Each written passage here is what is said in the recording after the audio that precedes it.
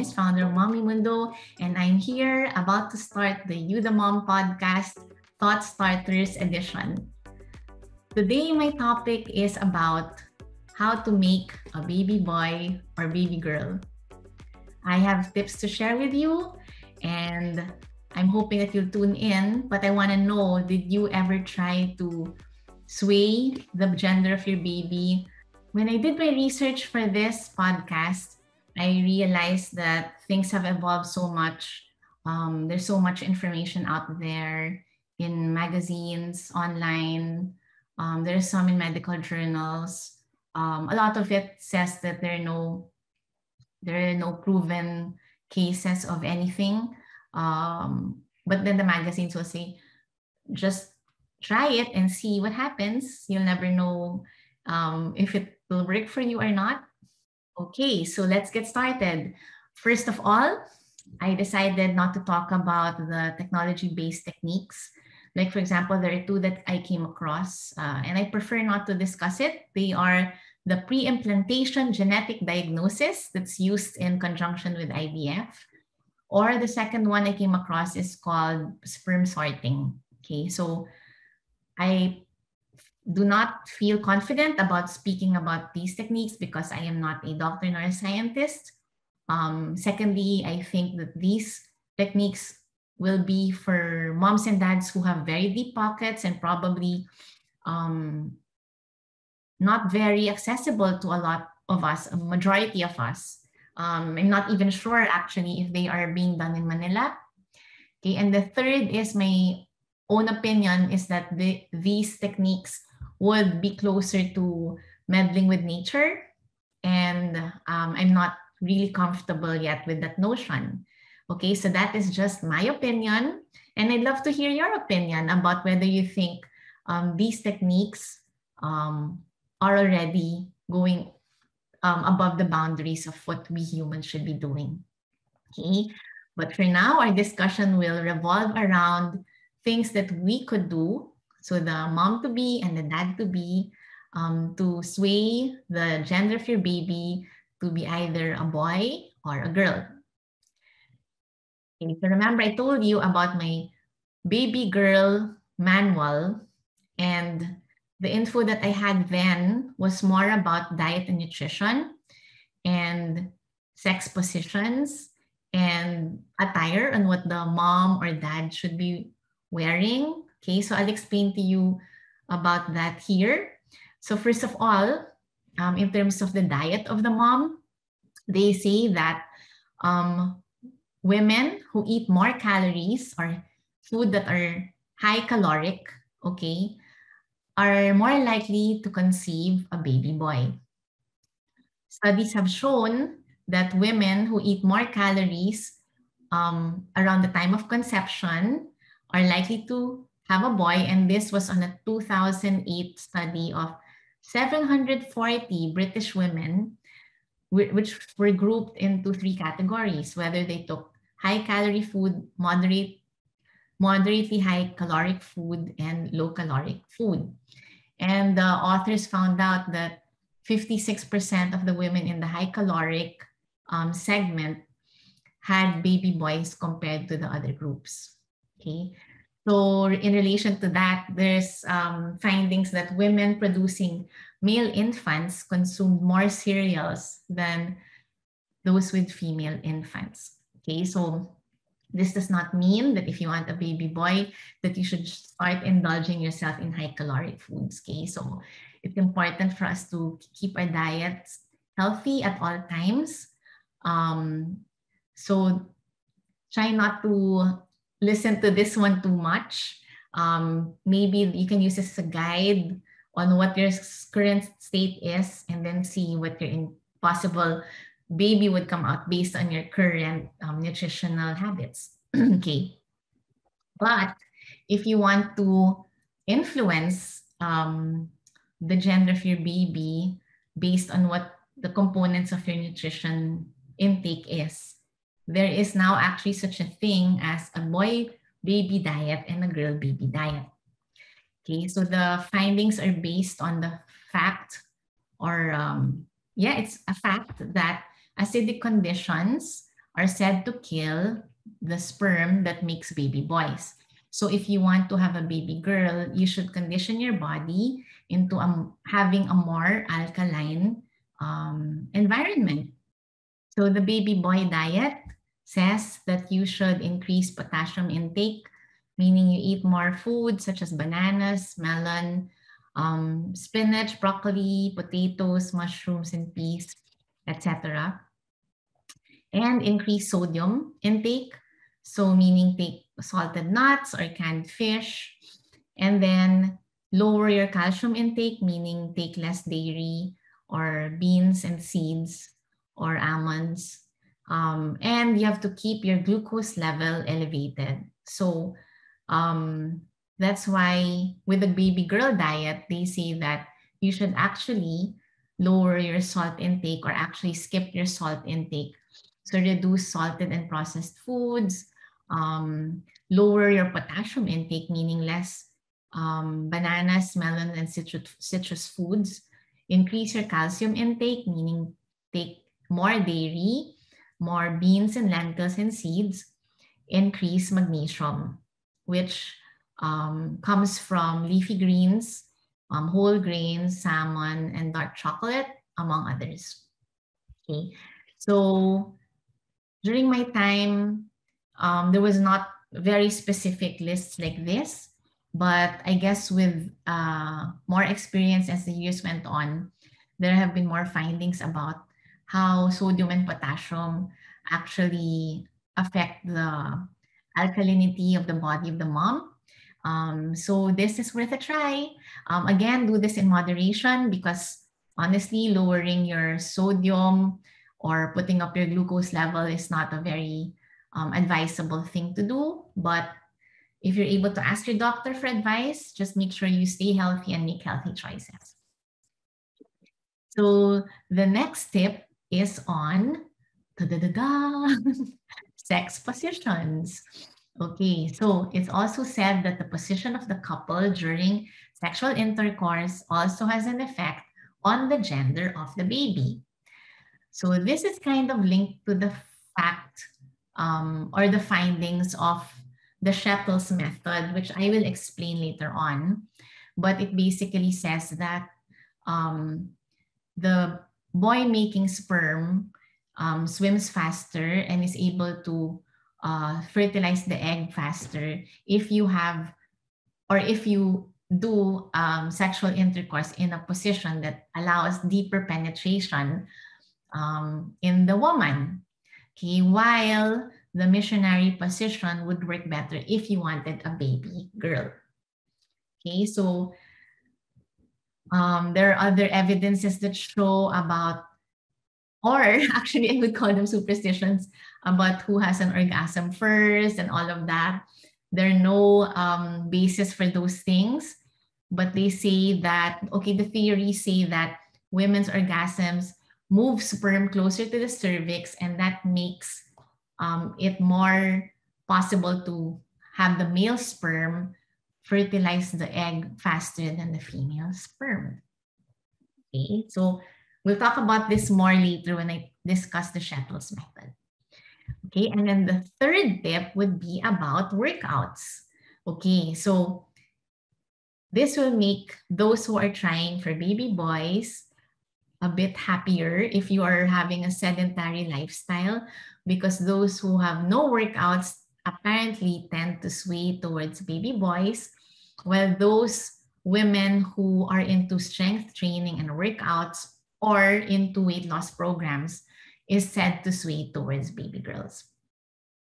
Okay, and then the fourth tip is on sleep attire. Okay, so this depends on what your husband or the dad-to-be prefers to wear at night. So there's a theory that tight underwear produces boys. This is for the men, okay? If the male wears tight underwear, there are more chances apparently that he will produce more boy-making sperm, and loose apparel leads to girls. So if your hubby or partner prefers to wear boxers or loose trunks, then there would be more chances, apparently, of your baby becoming girl. But if your husband or partner prefers to wear tight briefs, then that would mean there are more chances of making a baby boy. Okay, but male fertility researcher Dr. Sarah Meacham says there is no data to support this idea.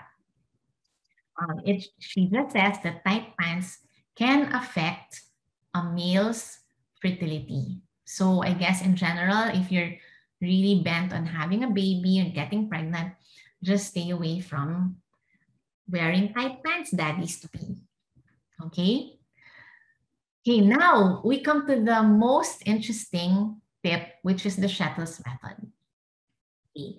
Among all the tips that I mentioned today, this one for me has the most credibility or the most probability of effectiveness. Okay. Why? Because the explanation makes a lot of sense to me. So let me know if you agree or not.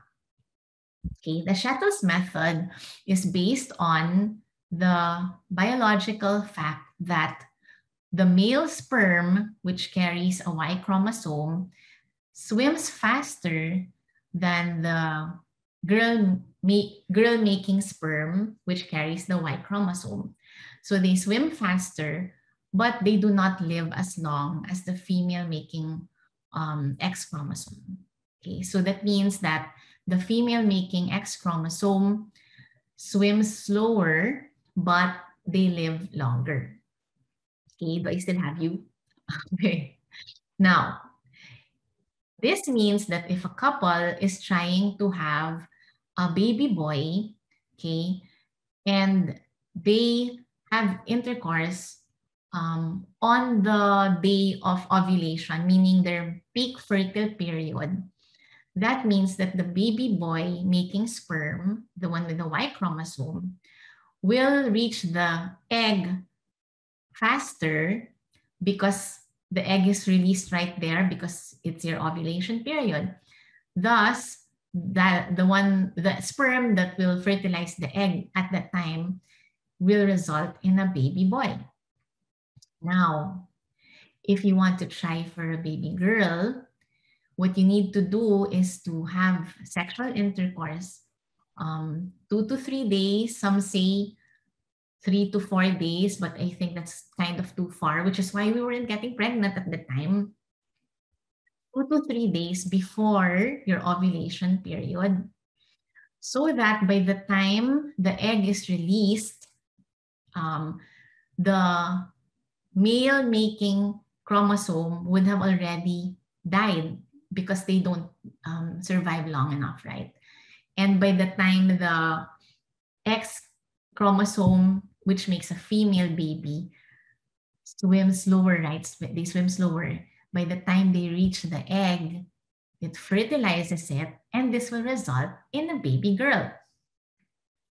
So this is super, super interesting to me because if indeed the findings on the length of the lifespan and the speed of how the Y chromosome moves and X chromosome moves is really factual, then this makes a lot of sense. It also connects to the sex positions theory that if you want a baby boy, then you should have sexual intercourse with the deeper penetration so that the Y chromosome sperm will reach your egg faster. You're basically putting the Y chromosome sperm closer to the egg, right? I feel like a doctor, but I am not. So anyway, now here's a disclaimer.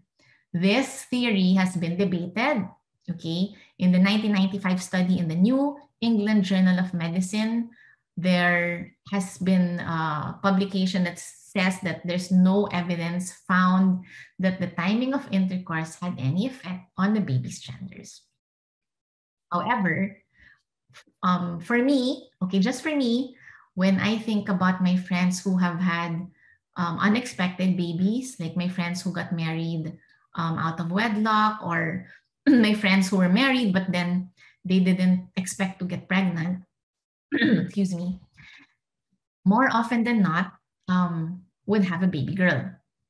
So at the time I checked, I believe around 8 out of 10 among my friends or the people I knew um, supported this fact. A lot of those who had accidental babies, quote unquote, had baby girls. Okay.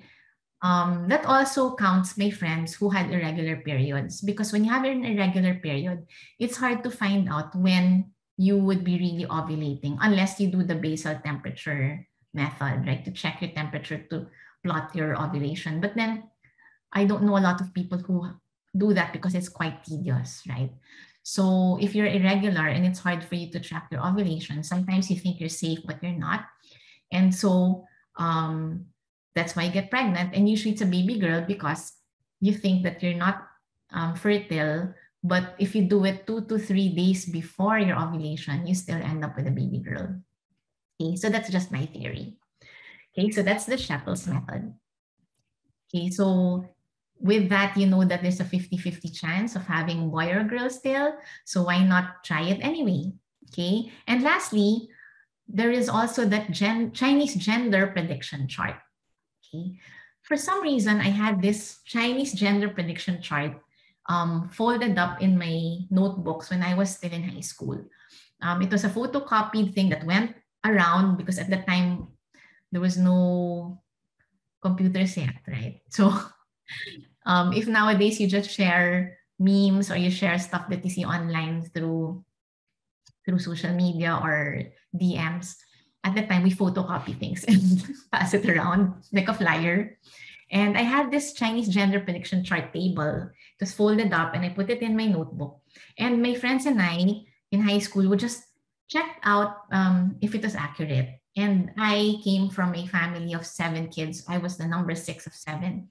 And it was just fun to check like when my brother or sister was born, and check if there was a G or a B in that box. And based on that, know if the gender prediction chart was actually valid. Now, honestly, I don't remember anymore if it was accurate. Maybe I should do that and add it to this podcast before I publish it. But I do remember that it was quite accurate. Maybe not 100% in my family of 7 kids, but I know that there was a lot of hits. If you're going to use this, okay, you can just Google Chinese gender prediction chart online and you'll find it there.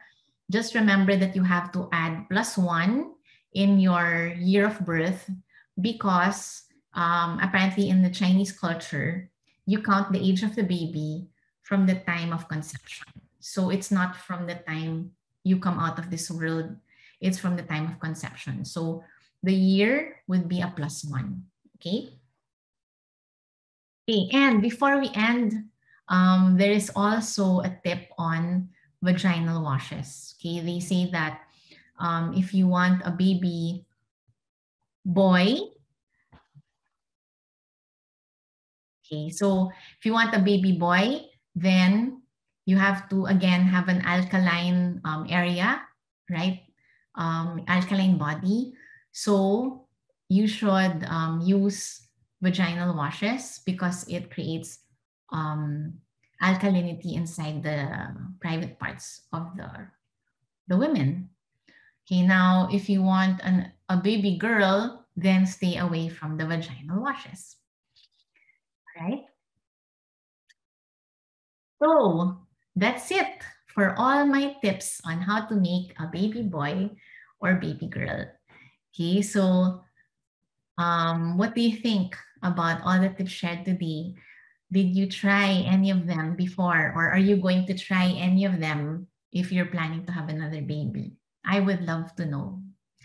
Okay, I want also to again remind us all that having a baby is a blessing, whether a boy or a girl, that is meant for us, and we should welcome that baby with open arms. And we know that the baby is given by the Lord to us. Okay, I also want to take this opportunity to cite my sources. Again, I checked my I checked Google for the latest updated information that I can share with you today. And I want to acknowledge whattoexpect.com, my Zimmy on YouTube, parenting.com, and quickanddirtytricks.com. Okay, so this was a super fun topic, very interesting one, I must say. And let me know how I helped you, if I did in any way, or if I just made you laugh, or remember also your own stories about how you tried to gender sway. Okay. Now, if you listen to this podcast and you want to share your thoughts, screenshot your phone screen and share it on social. Tag me at Mommy Mundo and hashtag You the Mom Podcast. And every month we will choose a winner and award a 2,000 peso gift certificate to the Mommy Mundo e-commerce shop. So hope to see you guys on social, my You the Mom listeners. So that's it for another episode of You the Mom. I always have fun sharing ideas with you. Thank you for listening. Again, this is Janice, founder of Mommy Mundo.